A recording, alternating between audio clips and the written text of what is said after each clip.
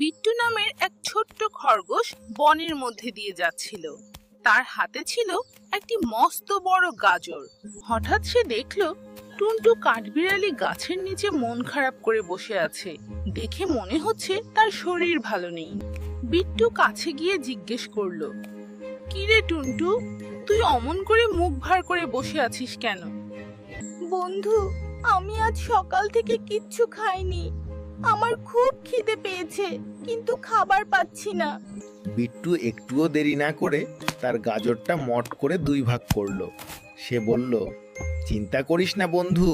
সে গাজরের অর্ধেকটা টুনটুকে দিয়ে বলল, নে, আমরা দুজনে মিলে ভাগ করে খাবো। টুনটু খুব খুশি হলো। তারপর দুজনে মিলে খুব আনন্দের সাথে গাজরটা খেতে লাগলো। বিট্টু বুঝতে পারলো একা খাওয়ার চেয়ে ভাগ করে খাওয়ার আনন্দ অনেক বেশি। গল্পটি ভালো লাগলে সাবস্ক্রাইব করো চুদুরি।